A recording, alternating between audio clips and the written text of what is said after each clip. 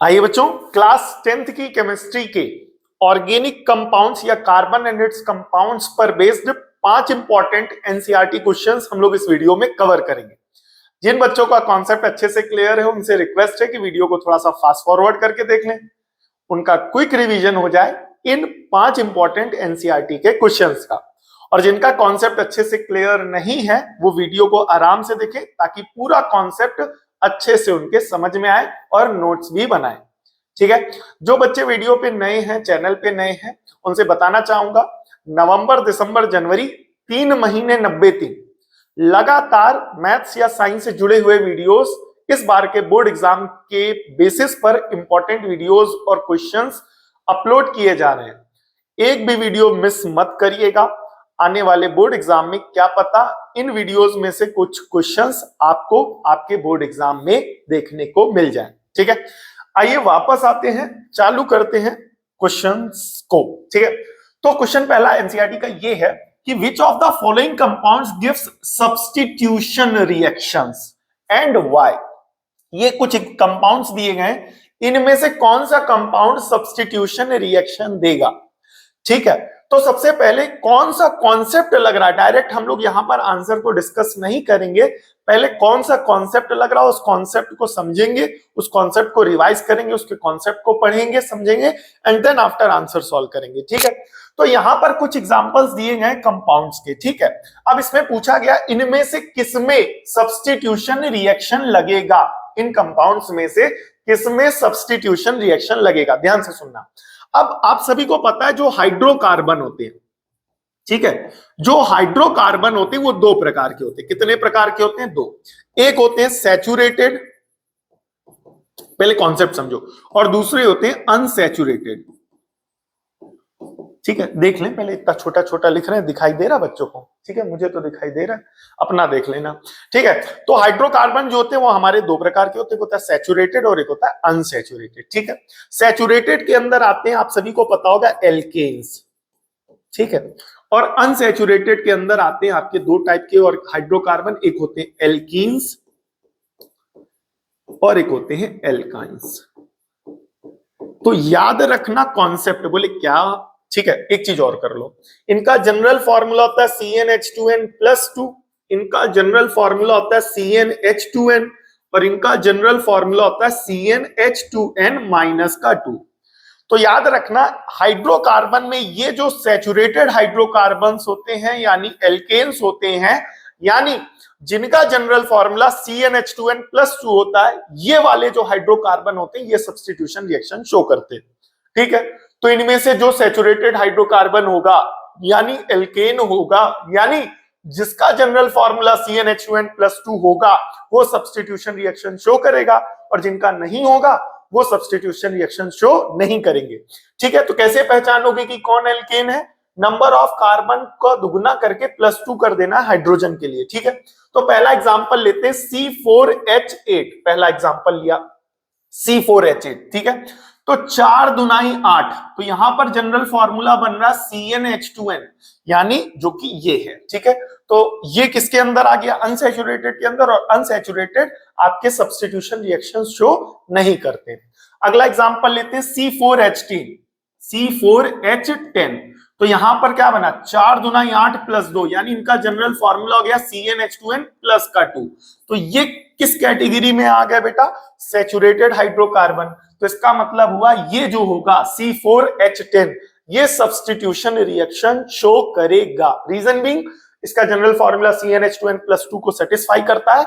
इसका मतलब ये हुआ कि ये एल्केन है, और इसका मतलब ये हुआ कि सैचुरेटेड हाइड्रोकार्बन है, और याद रखना सैचुरेटेड हाइड्रोकार्बन ही सब्स्टिट्यूशन रिएक्शन शो करते हैं। ठीक है, अगला कंपाउंड है C5H10, C5H10 साफ साफ दिख रहा, 5 दूनाई 10, तो इनका जनरल फॉर्मूला CnH2n बन रहा है, जो कि एल्कीन्स की कैटेगरी के अंदर आएंगे, और एल्कीन्स होंगे आपके अनसैचुरेटेड हाइड्रोकार्बन, और अनसैचुरेटेड हाइड्रोकार्बन जो होते हैं वो आपकी सब्स्टिट्यूशन रिएक्शन को शो नहीं करते। ठीक है, अगला फॉर्मूला, अगला कंपाउंड है C5H12, C5H12, तो 5 दूनाई 10, 2 12, तो कौन सा फॉर्मूला बन रहा? CnH2n+2।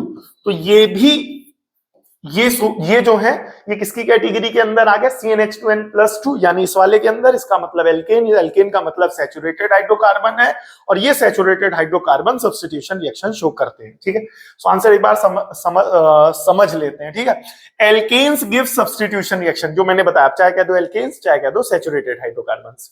ठीक है, तो यहां पर ये जो C4H10 है जिसका नाम है ब्यूटेन, और C5H12 यानी जिसका नाम है pentane, corresponds to the general formula CnH2n+2, यानी ये जो कंपाउंड्स हैं इनका जनरल फॉर्मूला CnH2n+2 है।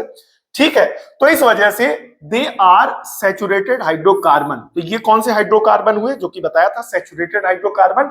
इस वजह से ये सब्स्टिट्यूशन रिएक्शन शो करेंगे या सब्स्टिट्यूशन रिएक्शन करेंगे। ठीक है, आइए नेक्स्ट क्वेश्चन की तरफ बढ़ते हैं। नेक्स्ट क्वेश्चन क्या है, which hydrocarbon burns non-shooty blue flame and sooty yellow flame. ठीक है, सिंपल सी बात याद रखना। अभी आप सबको पता है विच हाइड्रोकार्बन। ठीक है, अब आप सभी को पता है कि यहां पर जो हाइड्रोकार्बन होते हैं, अभी बताया था हाइड्रोकार्बन। ठीक है, जो हाइड्रोकार्बन होते हैं वो कितने प्रकार के होते हैं, दो प्रकार के होते हैं। एक होता है सैचुरेटेड, अभी बताया था, रिवाइज कर लेते हैं, सैचुरेटेड, और एक होता है अनसैचुरेटेड। ठीक है, तो एक डिफरेंस हमने आपको ये बताया था कि बोले क्या पिछले वाले टॉपिक में, कि सैचुरेटेड हाइड्रोकार्बन्स जो होते हैं वो सब्स्टिट्यूशन रिएक्शन शो करते हैं, लेकिन ये जो अनसैचुरेटेड होते हैं ये सब्स्टिट्यूशन रिएक्शन शो नहीं करते। ये पॉइंट याद रखना। इसी से हमारा एक डिफरेंस भी तैयार हो रहा है, what is the difference between saturated hydrocarbon and unsaturated hydrocarbon. तो पहला डिफरेंस क्या हो गया, सैचुरेटेड हाइड्रोकार्बन क्या करते हैं, सब्स्टिट्यूशन रिएक्शन शो करते हैं, और unsaturated hydrocarbon substitution reaction show नहीं करते। दूसरा डिफरेंस ये याद रखना कि इनका जब कंप्लीट मतलब ये जो बर्न करेंगे ये ब्लू फ्लेम में बर्न करेंगे, BLUE। ठीक है, और ये येलो फ्लेम में बर्न करेंगे। ठीक है, याद रखना, जो हमारे सैचुरेटेड हाइड्रोकार्बन होते हैं यानी एल्केन्स जो होते हैं, जब उनको बर्न किया जाता है तो वो ब्लू कलर की फ्लेम में बर्न करते हैं, और जो अनसैचुरेटेड हाइड्रोकार्बन है जब उनको बर्न किया जाता है तो वो येलो कलर की फ्लेम में बर्न करते हैं। कारण क्या है, यहां पर कार्बन की संख्या कम होती है, यहां पर कार्बन की संख्या ज्यादा होती है, तो इनका कंप्लीट कंबशन आसानी से हो जाता है, इनका कंप्लीट कंबशन आसानी से नहीं हो पाता। इस वजह से ये ब्लू कलर की फ्लेम में बर्न करेंगे और ये येलो कलर की फ्लेम में बर्न करेंगे। ये एक डिफरेंस भी है सैचुरेटेड और अनसैचुरेटेड हाइड्रोकार्बन के बीच में। तो केवल क्वेश्चन पढ़ करके आंसर रट नहीं लेना है, उससे साथ साथ हमें अदर चीजें भी तैयार करनी है। जैसे हमने पिछले वाले आंसर से और इस वाले आंसर को मिला करके एक डिफरेंस तैयार कर रहे हैं, बोले क्या, सैचुरेटेड और अनसैचुरेटेड के बीच में डिफरेंस। ये आप लोगों ने पढ़ा भी होगा, अगर आपको सही से पढ़ाया गया होगा पूरे चैप्टर को, गिव 5 डिफरेंस बिटवीन या what are the differences between saturated and unsaturated hydrocarbons. नहीं पढ़ा है तो इस तरीके से पढ़ो और तैयार भी करो। केवल वही नहीं हमें तैयार करना कि ये क्वेश्चन है, ये आंसर है, रट लिया, याद कर लिया, ओके। उसको समझ करके गहराई में पढ़ना, और भी सारी चीजें जो उससे कॉन्सेप्ट्स नए डेवलप हो रहे हैं, नई टॉपिक्स और पॉइंट्स जो उससे बन रहे हैं, उनको भी तैयार करना है। इस तरीके से अगर आप पढ़ेंगे तो आपकी तैयारी बहुत अच्छी और अलग लेवल की होगी। ये डिफरेंस क्लियर हुआ कि हाइड्रोकार्बन दो प्रकार के होते हैं, एक होता है सैचुरेटेड हाइड्रोकार्बन, एक होता है अनसैचुरेटेड हाइड्रोकार्बन। सैचुरेटेड हाइड्रोकार्बन जो होते हैं वो सब्स्टिट्यूशन रिएक्शन शो करते हैं, unsaturated hydrocarbon substitution reaction show नहीं करते। दूसरा, जब सब्स्टिट्यूशन सैचुरेटेड हाइड्रोकार्बन को बर्न किया जाएगा तो वो ब्लू कलर की फ्लेम में बर्न होंगे। किस कलर की फ्लेम में बर्न होंगे, ब्लू कलर की फ्लेम में बर्न होंगे। और जब अनसैचुरेटेड हाइड्रोकार्बन को बर्न किया जाएगा तो वो येलो कलर की फ्लेम में बर्न होंगे। किस कलर की फ्लेम में बर्न होंगे बेटा, अनसैचुरेटेड हाइड्रोकार्बन येलो कलर की। ठीक है, तो आइए यहां पर समझते हैं। तो उसमें पूछा गया कौन से hydrocarbon non sooty blue flame में बर्न होंगे और कौन से शूटी येलो फ्लेम में। तो जो सैचुरेटेड हाइड्रोकार्बन है वो ब्लू कलर की नॉन शूटी फ्लेम में बर्न होंगे।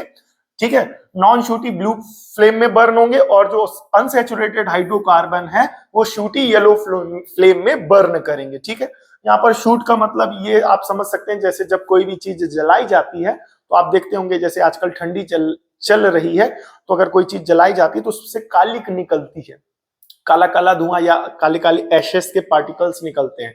ठीक है, तो जब कोई भी चीज पूरी जल जाती है तो उसके ये जो इसे शूट कहेंगे।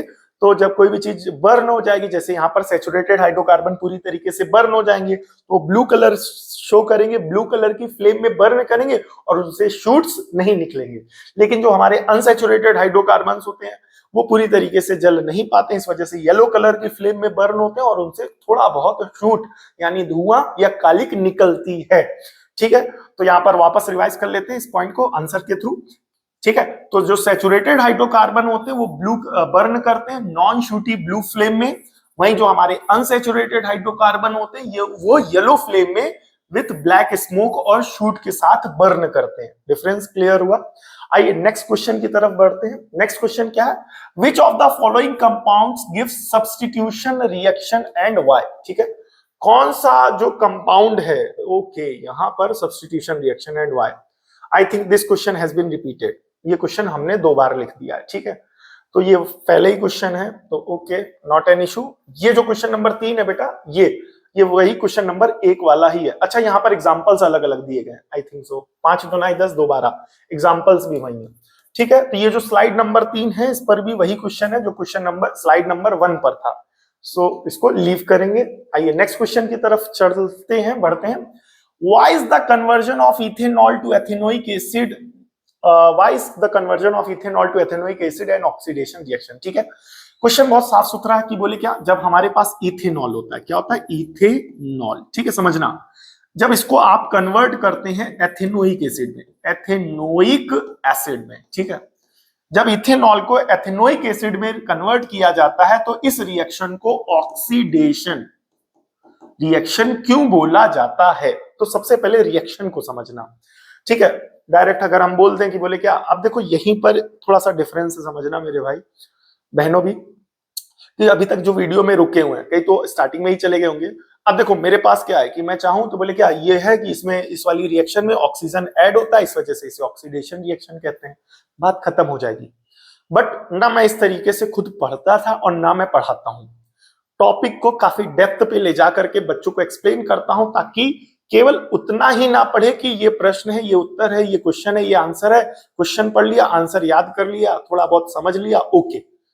एक अलग लेवल पर ले जा करके टॉपिक को समझना और एक डेप्थ में टॉपिक को समझना, ये बहुत जरूरी होता है उन बच्चों के लिए जो आने वाले बोर्ड एग्जाम में काफी अच्छा मार्क्स स्कोर करना चाहते हैं और कॉम्पिटेटिव एग्जाम्स में बैठना चाहते हैं। अगर आप इस तरीके से बैठ करके पढ़ करके तैयारी करेंगे तभी आप कंपटीशन को क्रैक कर पाएंगे। केवल उतना ही नहीं पढ़ना है कि ये है प्रश्न, ये है उत्तर, ये है क्वेश्चन, ये है आंसर, क्वेश्चन समझा, आंसर समझा, ऑल ओके। जब तक आप आंसर पढ़ करके आंसर में और एक्स्ट्रा पॉइंट्स नहीं बनाना सीखेंगे, और सारी चीजें डेवलप कैसे हो रही हैं, वहां पर ये होता तो क्या होता, वैसा होता तो क्या होता, ये सारी चीजें अगर आप अपने दिमाग में फ्रेम करके, स्ट्रक्चर करके, फ्रेम करके या ऐसा सोच करके आंसर को नहीं तैयार करेंगे, तब तक आपको एक अच्छी डेप्थ नहीं मिलेगी टॉपिक की, ना क्वेश्चन की, ना आंसर की। ठीक है, और अगर आपको एक नई डेप्थ नहीं मिलेगी, देन आफ्टर उस टॉपिक के प्रति आपकी एक अंडरस्टैंडिंग का अलग लेवल नहीं होगा, और जब आपका टॉपिक के प्रति स्टैंडिंग का, उस टॉपिक को अंडरस्टैंड करने का एक अलग लेवल नहीं होगा, तो आप अलग लेवल के मार्क्स कैसे लाओगे? आप खुद सोच के देखो ना, कि उस टॉपिक में केवल उतना ही नहीं पढ़ना है कि जितना क्वेश्चन उतना आंसर है, क्योंकि एक कहावत आपने सुनी होगी, toppers never do the different things, they do the things differently. जो टॉपर होता है ना, जो टॉपर बच्चा होता है, वो केवल वो भी 4 घंटा, अगर आप मान करके चलो 4 घंटा पढ़ रहे तो जरूरी नहीं वो 4 घंटा पढ़े, वो 2 घंटा पढ़े, लेकिन वो 2 घंटा एक अलग तरीके से पढ़ेगा कि वो कोई क्वेश्चन पढ़ रहा तो उस क्वेश्चन के आंसर को ही नहीं रटेगा, उस क्वेश्चन के आंसर को समझेगा और उसके आंसर से 4-5 पॉइंट्स और नए क्वेश्चंस और फ्रेम कर डालेगा उसके आंसर से। जब इस तरीके से हम तैयारी करेंगे तो एक अलग लेवल की तैयारी होगी और हमारे मार्क्स भी अलग लेवल के आएंगे। आप चाहें तो बोले क्या, मुझे भी निपटाना हो कि बोले क्या, ये भला क्वेश्चन है, इसमें ऑक्सीजन जुड़ता है तो इस वजह से ये ऑक्सीडेशन रिएक्शन है, बट कैसे ऑक्सीडेशन है, कैसे वो ऑक्सीडेशन रिएक्शन बन रही है, वहां पर अगर ऑक्सीडेशन रिएक्शन है तो ऑक्सीडाइजिंग एजेंट का काम कौन करेगा, वो ऑक्सीडाइजिंग एजेंट का काम कौन करेगा? अगर ऑक्सीडेशन हो रहा है तो कंप्लीट ऑक्सीडेशन हो रहा है कि पार्शियल ऑक्सीडेशन हो रहा है? कंप्लीट ऑक्सीडेशन क्या होता है, पार्शियल ऑक्सीडेशन क्या होता है? कंप्लीट ऑक्सीडेशन क्या होता है, पार्शियल ऑक्सीडेशन क्या होता है? कंप्लीट ऑक्सीडेशन होगा तो क्या प्रोडक्ट बनेगा, पार्शियल ऑक्सीडेशन होगा तो क्या प्रोडक्ट बनेगा? तो इस तरीके से 4-5 क्वेश्चन तो इसी एक पर्टिकुलर क्वेश्चन में 4-5 क्वेश्चंस हमने मेरे दिमाग में इंस्टेंट फ्रेम हो रहे हैं कि भाई कि अगर इथेनॉल को ऑक्सीडेशन कराते हैं तो एथेनोइक एसिड बनता है, तो इस रिएक्शन को ऑक्सीडेशन रिएक्शन क्यों कहते हैं, ये तो इन्होंने पूछा। बट साथ ही साथ मेरे दिमाग में ये क्वेश्चन बन रहा है कि अगर इसका ऑक्सीडेशन रिएक्शन हो रहा है तो यहाँ पर ऑक्सीडाइजिंग एजेंट का काम कौन कर रहा है, पहला क्वेश्चन। ऑक्सीडाइजिंग एजेंट का काम कौन कौन करेगा, दूसरा क्वेश्चन। इसका ऑक्सीडेशन पूरा हो रहा है कि आधा हो रहा है, यानी कंप्लीट ऑक्सीडेशन हो रहा है कि पार्शियल ऑक्सीडेशन हो रहा है। अगर पार्शियल ऑक्सीडेशन हो रहा है तो प्रोडक्ट क्या बन रहा है, कंप्लीट ऑक्सीडेशन हो रहा है तो प्रोडक्ट क्या बन रहा है। पार्शियल ऑक्सीडेशन हुआ तो जो प्रोडक्ट बना उस प्रोडक्ट का नाम क्या है, कंप्लीट ऑक्सीडेशन हुआ तो उस कंप्लीट ऑक्सीडेशन होने में जो प्रोडक्ट बना उसका नाम क्या है। तो ये 4-5-6 क्वेश्चंस तो ऐसे ही फ्रेम हो रहे हैं। तो केवल इतना ही नहीं रटना है, अच्छे से गहराई में उस टॉपिक को, अच्छे से उसके कॉन्सेप्ट को समझना है, तब आप अच्छे मार्क्स से पास होंगे। ठीक है, आइए मैं आपको समझाता हूं यहाँ पर कौन सा कॉन्सेप्ट लग रहा है। देखना, यहाँ पर ऑक्सीडेशन हो रहा होगा तो ये बनेगा आपका इथेनॉल, बोला गया था ना, चेक कर लेते हैं। ओके, ध्यान से देखना बेटा, CH3 CH2OH। अब इसका होगा ऑक्सीडेशन, और जब इसका ऑक्सीडेशन होगा तो ये बनाएगा, ठीक है।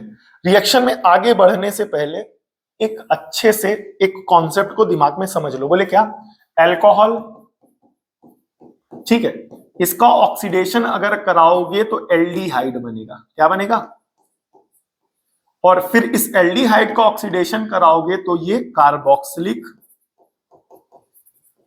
एसिड बनेगा। याद रखना, अल्कोहल का ऑक्सीडेशन होगा तो एल्डिहाइड बनेगा, एल्डिहाइड का ऑक्सीडेशन होगा तो कार्बोक्सिलिक एसिड बनेगा। ठीक है, तो इसे मतलब केमिस्ट्री की भाषा में ऐसे कह देते हैं कि बोले क्या, अल्कोहल का पार्शियल ऑक्सीडेशन हुआ तो एल्डिहाइड बना, और एल्डिहाइड का पार्शियल ऑक्सीडेशन हुआ तो कार्बोक्सिलिक एसिड बना। पहली बात तो अल्कोहल का पार्शियल ऑक्सीडेशन होगा तो एल्डिहाइड बनेगा, याद रखना। और अगर अल्कोहल का कंप्लीट ऑक्सीडेशन करा दोगे तो क्या बनेगा, कार्बोक्सिलिक एसिड। ये चार्ट याद रखो कि अल्कोहल का ऑक्सीडेशन होगा तो एल्डिहाइड बनेगा, एल्डिहाइड का ऑक्सीडेशन होगा तो कार्बोक्सिलिक एसिड बनेगा। ठीक, दूसरा पॉइंट, अल्कोहल का पार्शियल ऑक्सीडेशन कराओगे तो एल्डिहाइड बनेगा, फिर उसका ऑक्सीडेशन कराओगे तो कार्बोक्सिलिक एसिड बनेगा, लेकिन अल्कोहल का कंप्लीट ऑक्सीडेशन कराओगे तो वो कार्बोक्सिलिक एसिड बनेगा। ठीक है, ये पॉइंट तैयार हो गया। अब ऐसी रिएक्शंस में ऑक्सीडाइजिंग एजेंट्स कौन होंगे, ऑक्सीडाइजिंग एजेंट्स कौन होंगे, ऐसे में ऑक्सीडाइजिंग एजेंट होंगे अल्कलाइन KMNO4, अल्कलाइन KMNO4। इसे आप ऐसे भी लिख सकते हैं, अल्कलाइन KMNO4 बराबर KMNO4 प्लस अल्कलाइन का मतलब वहां पर एक एल्किल कंपाउंड, एसिड बेस सुना है, बेस से ही बनते हैं एल्कलीज, तो वहां पर एक एल्कली ऐड कर दो, तो एल्कली में ऐड कर दिया KOH। ठीक है, या यहां पर आप लिख सकते हैं अल्कलाइन KMNO4 का मतलब KMNO4 तो है ही है, KMNO4 तो है ही है, साथ ही साथ उसमें एक एल्कली डालना है। अब एक एल्कली डालना है तो एल्कली में आप NaOH डाल दो, बन गया। तो ये जो एल्कलाइन KMNO4 है, इसका मतलब KMNO4 में हल्का सा एल्कलाइन कंपाउंड डाल दिया जाएगा, एक एल्कली डाल दिया जाएगा। अब एल्कली के फॉर्म में KOH भी डाल सकते हैं, NaOH भी डाल सकते हैं। तो ये हो गया पहला ऑक्सीडाइजिंग एजेंट। अब समझो कि इसमें एक ऑक्सीडाइजिंग एजेंट यूज हुआ, ऑक्सीडाइजिंग एजेंट का नाम क्या होगा, एल्कलाइन KMNO4। अल्कलाइन KMNO4 का मतलब हुआ KMNO4 में आप एक एल्कली ऐड कर दीजिए, यानी KOH ऐड कर दो चाहे NaOH कर दो। ठीक है, दूसरा यहां पर ये होगा एसिडिक K2Cr2O7। अब एसिडिक K2Cr2O7 का मतलब क्या हुआ कि K2Cr2O7 में एक एसिड ऐड कर दो, तो यहां पर एसिड ऐड किया दिया HCl, या जैसे यहां पर एल्कली ऐड करना था, एल्कली में KOH भी ऐड कर सकते हैं और NaOH भी ऐड कर सकते हैं। उसी तरीके से यहां पर एसिडिक K2Cr2O7 बनाने के लिए K2Cr2O7 में एसिड ऐड करना है, तो एक बार या तो HCl ऐड कर दो चाहे H2SO4 ऐड कर दो। अब पता लगे हमने बताया HCl, किसी जो बुक आप पढ़ रहे हो या क्वेश्चन बैंक पढ़ रहे हो उसमें लिखा है H2SO4, या यहाँ पर KMNO4 के साथ हमने बता दिया NaOH, जो बुक या क्वेश्चन बैंक पढ़ रहे हो या टीचर ने बता दिया NaOH, तो अब आप कहोगे अरे सर ने तो वो बताया था, यहाँ ये है। अरे बेटा कॉन्सेप्ट को समझो कि यहाँ पर एक एल्कलाइन, एक एल्किल कंपाउंड डाल करके इस कंपाउंड को एल्कलाइन नेचर प्रोवाइड करना है, तो यहाँ पर एल्कली के फॉर्म में आप चाहे ये डाल दो चाहे ये डाल दो। दूसरा, अब एसिडिक K2Cr2O7 मतलब K2Cr2O7 का मतलब हो गया इसको एसिडिक बनाना है। अब इसको एसिडिक बनाने के लिए आप चाहे यहाँ पर HCl डाल दो चाहे H2SO4 डाल दो, आप कोई भी कंपाउंड यहाँ पर ऐड कर सकते हैं। तो इस तरीके से ये आपका क्या बन जाएगा, एसिडिक बन जाएगा। अच्छा, अब दूसरा पॉइंट ये समझो कि जब आप इसको ऐसा कर दोगे ना, इसको ऐसा बना दोगे ना, तो ये ऑक्सीडाइजिंग एजेंट का काम करेगा, और ऑक्सीडाइजिंग एजेंट का काम करेगा तो ये बन जाएगा ऑक्सीजन की मम्मी। अब ऑक्सीजन की मम्मी, तो ऑक्सीजन की मम्मी का मतलब क्या हो गया, जितना ऑक्सीजन मानोगे उतना ऑक्सीजन आपको यहाँ पैदा करके दे देगी। ये भी ऑक्सीडाइजिंग एजेंट है, ये भी ऑक्सीडाइजिंग एजेंट है, तो ये ऑक्सीजन की मम्मी कहलाएगी। अब ये ऑक्सीजन की मम्मी कहलाएगी तो इसका मतलब क्या हुआ कि आप जितना ऑक्सीजन मानोगे दे भकाबक ऑक्सीजन आपको दिए पड़ी रहेगी। बोले कौन, ये और ये वाला पार्ट क्लियर हुआ। अब यहाँ पर एक चीज और समझो कि ये ऑक्सीजन देंगे। दूसरा बात आपने ये समझा कि अल्कोहल का ऑक्सीडेशन कराओगे तो एल्डिहाइड बनेगा, एल्डिहाइड का ऑक्सीडेशन कराओगे तो कार्बोक्सिलिक एसिड बनेगा। ठीक है, अब यहां पर ध्यान से सुनना। ठीक है, अब यहां पर आपने लिया CH3CH2OH। अब इसका ऑक्सीडेशन कराओगे तो हमने बोला था यहां पर जो कंपाउंड बनेगा वो एल्डिहाइड फैमिली का बनेगा। ये आप देख सकते हैं, बताया था कि नहीं बताया था कि एल्डिहाइड बनेगा। अब यहां पर ध्यान से सुनना, अब ये लिया हमने CH3, ठीक है, CH2 का मतलब हो गया कार्बन से एक हाइड्रोजन ऊपर एक हाइड्रोजन नीचे, फिर O फिर H। अब ये आया हमारा नेसेंट ऑक्सीजन, या वो ऑक्सीजन जो ऑक्सीडाइजिंग एजेंट ने दिया है। अब यहां पर आप एक ऑक्सीडाइजिंग एजेंट का नाम लिख दीजिएगा। अब आपके पास टोटल ऑक्सीडाइजिंग एजेंट कितने हो गए, 4। कौन कौन, KMNO4 plus KOH, KMNO4 plus NaOH, K2Cr2O7 plus HCl, K2Cr2O7 plus H2SO4। इन चारों में से आप किसी को भी लिख सकते हैं। प्लस हीट भी लिख दीजिएगा कि थोड़ा बहुत हीट भी करना पड़ता है, गरमाना तो पड़ेगा ही पड़ेगा।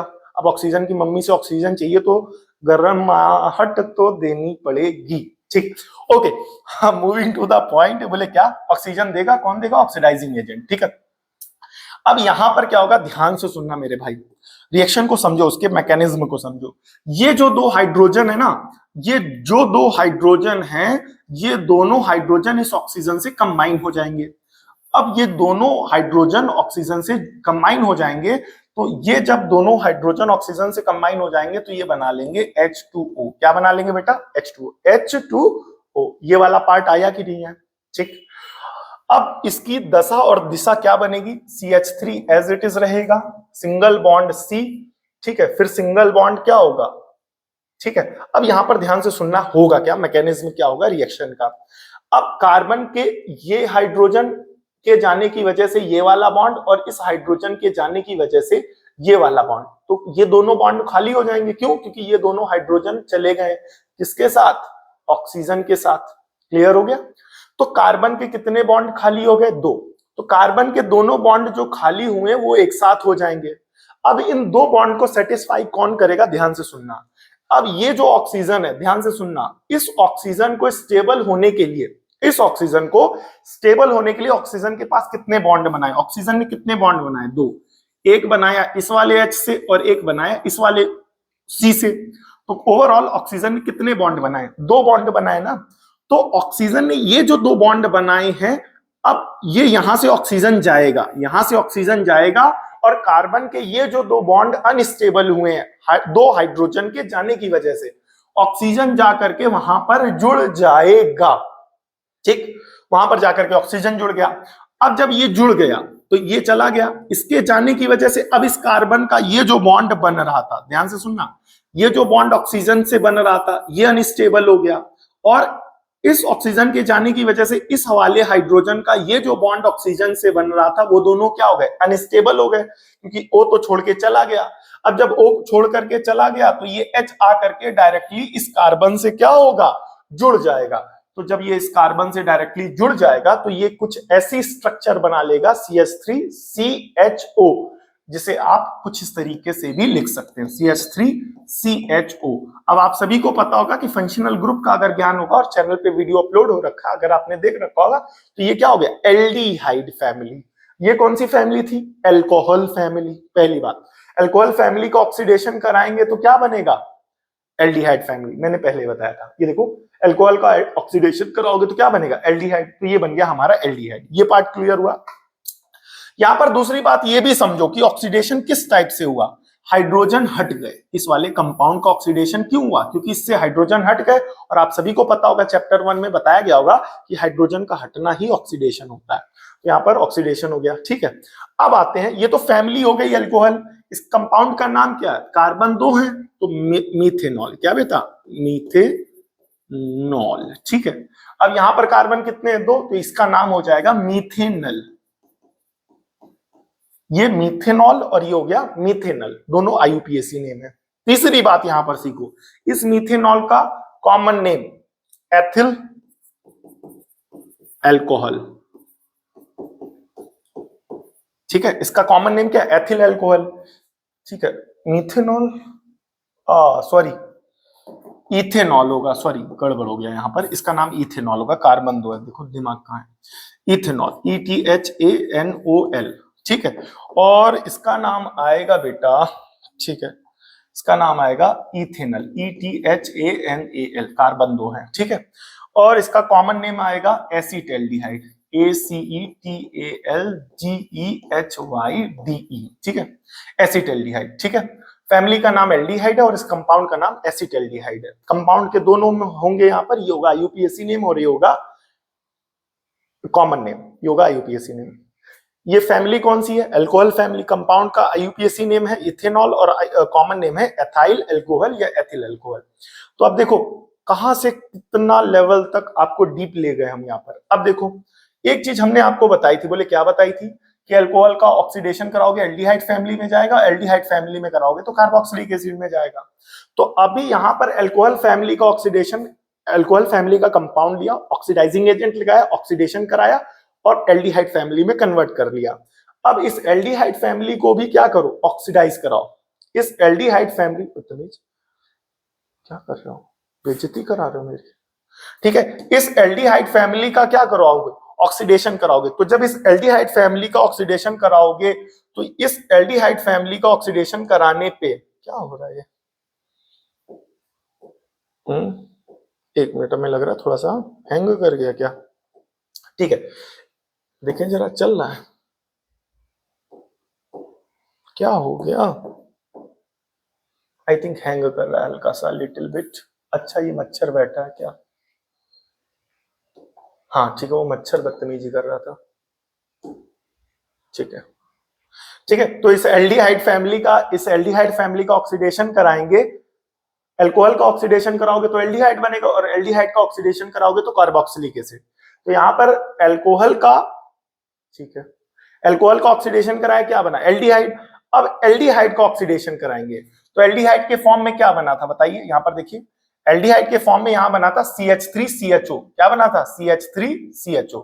अब इसका ऑक्सीडेशन कराएंगे तो अब ये बना था CH3CHO, ठीक है।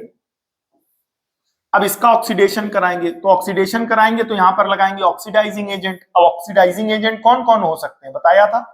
यहां पर ऑक्सीडाइजिंग एजेंट आपके ये 4 कंपाउंड में से किसी को भी आप ले सकते हैं, ठीक है। तो जब ये ऑक्सीडाइजिंग एजेंट का आप लेंगे तो इनका काम है जितनी जरूरत है उतने ऑक्सीजन देना, तो ये दे देंगे। अब ये ऑक्सीडाइजिंग एजेंट ऑक्सीडाइज कर देगा तो ये बनेगा CH3COOH, यानी कार्बोक्सिलिक एसिड की फैमिली में कन्वर्ट हो जाएगा। अब इसका मैकेनिज्म समझो, ये कैसे बना था? CH3C double bond to O single bond to H, ये था। अब ये आया नेसेंट ऑक्सीजन, ये दिया है किसने? ऑक्सीडाइजिंग एजेंट ने। अब ऑक्सीडाइजिंग एजेंट कौन कौन हो सकते हैं वो मैंने आपको ऑलरेडी बताया, ठीक है। अब क्या होगा, ध्यान से सुनना।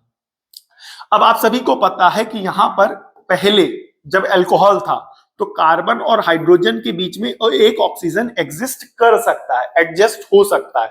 बट पिछली बार जब अल्कोहल था तो जब उसने यहां का जो ऑक्सीजन था वो यहां चला गया था, याद है कि नहीं याद है? बट यहां पर एक ऑक्सीजन हो सकता है, ये सबको पता है। तो ये जो अब एक्स्ट्रा ऑक्सीजन आएगा, अब यहां आकर के इस पोजीशन के अंदर अपने आप को एडजस्ट कर देगा, कहेगा भाई पहले तो हम नहीं थे, या हमारी फैमिली का कोई ऑक्सीजन यहां एग्जिस्ट कर सकता है। अब आपकी इज्जत बचाने के लिए वो वहां चला गया, कार्बन के 2 बॉन्ड अनसेटिस्फाइड हो गए तो वहां पर एक ऑक्सीजन चला गया। बट अब यहां पर मैं ऑक्सीजन, मेरी फैमिली का एक मेंबर और आया, आप यहां एडजस्ट दोबारा कर लीजिए, तो ये कार्बन हाइड्रोजन यहां पर एक ऑक्सीजन को वापस एडजस्ट कर लेंगे। तो ये हो जाएगा सी, सी के ऊपर डबल बॉन्ड 2 फिर एक O फिर एक H, क्योंकि यहां पर ये जो O है ये आकर के एडजस्ट हो जाएगा और ये बन जाएगी कार्बोक्सिलिक एसिड। तो ये कौन सी फैमिली थी बेटा? Aldehyde family. और ये कौन सी फैमिली है? कार्बोक्सिलिक एसिड की फैमिली। इस कंपाउंड का नाम हमने आपको बताया था, दोनों नेम बताए थे। एक आईयूपीएसी नेम था, आईयूपीएसी नेम था इथेनल, ठीक है, और कॉमन नेम था एसिटाल्डिहाइड। कॉमन नेम क्या था? ठीक है, एसिटाल्डिहाइड, ठीक है। तो ये बन जाएगा। अब इसका ये जो कंपाउंड बना है इसका आईयूपीएसी नेम है एथेनोइक एसिड। क्या नाम है? एथेनोइक एसिड, ठीक है। अब इसका कॉमन नेम क्या है? एसिटिक एसिड, ठीक है। ये जो हम लोग का चाउमीन बनता है उसमें जो सिरका पड़ता है वो इस तरीके इसी यही होता है। क्लियर हो गया? व्हाइट विनेगर जिसे कहते हैं। तो ये हो गया। तो आपने देखा कि किस तरीके से एल्कोहल का ऑक्सीडेशन कराया। किसका ऑक्सीडेशन कराया? आई थिंक हमें लग रहा इसकी मेमोरी थोड़ी सी भरने वाली है, डाटा डिलीट कर देंगे तो हो सकता है फास्ट फॉरवर्ड में चले। तो एल्कोहल का ऑक्सीडेशन कराया तो एल्डिहाइड बना, और एल्डिहाइड का ऑक्सीडेशन कराया तो कार्बोक्सिलिक एसिड बना, ठीक है। सो दोनों रिएक्शन को एक बार कंबाइन करके हम आपको दिखाते हैं। CH3 CH2OH, ठीक है। तो इसका आपने ऑक्सीडेशन कराया था किसकी प्रेजेंस में? ऑक्सीडाइजिंग एजेंट में। तो क्या बना था? CH3CHO, यही तो बना था। अब ये जो CH3CHO आपने लिया था इसका ऑक्सीडेशन कराया था, बोले किसकी प्रेजेंस में? ऑक्सीडाइजिंग एजेंट की प्रेजेंस में। तो ये बना था CH3COOH, ठीक है। तो ये वाली रिएक्शन पिछली स्लाइड में यानी ये रही, और ये वाली जो रिएक्शन ऊपर वाली ये पिछली की पिछली स्लाइड में यानी ये रही, ठीक है। तो अब दोनों रिएक्शन को हम लोग क्या करेंगे? कंबाइन करेंगे। ध्यान से देखना बेटा, केमिस्ट्री को अगर पढ़ ही रहे हो तो फिर अच्छे से पढ़ लो हमसे, ठीक है। अब दोनों को कंबाइन कराएंगे। तो जब दोनों को ऐड करेंगे तो देखो लेफ्ट राइट साइड ये कंपाउंड, राइट लेफ्ट साइड ये कंपाउंड, तो ये दोनों, ये राइट साइड कंपाउंड ये लेफ्ट साइड कंपाउंड क्या हो जाएगा? कैंसिल हो जाएगा। तो इधर क्या बचेगा? CH3CH2OH, O प्लस O कितने O हो जाएंगे? 2O। ऑक्सीडाइजिंग एजेंट वही बना रहेगा और बन जाएगा CH3COOH। तो इससे ये बना पार्शियल, देन आफ्टर इसका हुआ तो ये बना। अगर आप डायरेक्ट और कंप्लीट ऑक्सीडेशन शो करना चाहते हैं तो आप इस रिएक्शन को शो करेंगे। तो यहां पर अल्कोहल का कंप्लीट ऑक्सीडेशन कराने पे कार्बोक्सिलिक एसिड बनेगा, लेकिन अल्कोहल का पार्शियल ऑक्सीडेशन कराने से एल्डिहाइड बनेगा, जिसका फिर से ऑक्सीडेशन कराएंगे तो कार्बोक्सिलिक एसिड बनेगा। क्लियर हो गया कि नहीं हो गया? अब आते हैं मेन क्वेश्चन पे। क्वेश्चन क्या था कि why is the conversion of ethanol to ethanoic acid is an oxidation reaction, ठीक है। क्लियर हो गया? Because oxygen gets added to the ethanol. अब आप देख रहे होंगे यहां पर, अगर आप डायरेक्ट देखें, बिकॉज यहां पर इथेनॉल का पूछा गया एथेनोइक एसिड से, तो एथेनॉल का एथेनोइक एसिड से रिएक्शन में आप ये देखिए, ये इथेनॉल है, ये बना एथेनोइक एसिड। तो इस रिएक्शन में ऑक्सीजन इससे क्या हो रहा है? जुड़ रहा है। ऑक्सीजन इससे क्या हो रहा है? जुड़ रहा है, ठीक है। और यहां पर एक H2O भी आया था शायद, हाँ, तो ये प्लस H2O आ गया। तो यहां पर ऑक्सीजन क्या हो रहा है? जुड़ रहा है। H2O यहां पर ये रहा, ठीक है। ये आप देख रहे होंगे इस वाली रिएक्शन में हमने बताया था यहां पर H2O भी रहेगा। तो जब इस रिएक्शन को लिखोगे तो इस रिएक्शन में यहां पर आपको प्लस का H2O भी शो करना पड़ेगा। तो ये प्लस H2O ये रहा। ओवरऑल यहां पर एल्कोहल से जब आपने एथेनोइक एसिड बनाया तो इस वाली रिएक्शन में ऑक्सीजन जुड़ा। ऑक्सीजन के जुड़ने के कारण ही इस रिएक्शन को क्या कहेंगे? Oxidation reaction. तो यहां पर देखा, डायरेक्ट आप देख भी रहे होंगे, CH3CH2OH प्लस 2O बराबर CH3COOH प्लस H2O। अब आप बुक में पढ़ोगे, एनसीईआरटी की एक्सरसाइज में पढ़ोगे तो आपको डायरेक्ट ये मिलेगा बस। लेकिन वो कैसे हुआ? वहां पर ऑक्सीडाइजिंग एजेंट कौन था, कौन कौन हो सकते हैं? अल्कोहल का पार्शियल ऑक्सीडेशन, फिर कंप्लीट ऑक्सीडेशन का, पार्शियल ऑक्सीडेशन की रिएक्शन रही ये, कंप्लीट ऑक्सीडेशन की रिएक्शन रही ये। तो ये पूरी डिटेल में अब आप समझिए कि एक पर्टिकुलर जो एनसीईआरटी की बुक में आपको ये मिला या आपकी टेक्स्ट बुक में ये मिला, उसमें कितनी सारी चीजें हमने आपको ऐड करके डेवलप करके बता दी, ठीक है। तो ये इस तरीके से आप देखिए कितनी सारी चीजें हमने आपको उससे जुड़ी हुई बता दी, ठीक है। तो जब आप इस तरीके से पढ़ोगे ना तब काम होगा, जब आप इस तरीके से पढ़ाई करोगे और पढ़ोगे तब जब पढ़ाया जाएगा, ठीक है। और पढ़ाने वाला इस तरीके से जब आपको पढ़ाएगा तो दिमाग इस तरीके से सोचना चालू करेगा, काम करना चालू करेगा, चीजों को रिलेट करना चालू करेगा।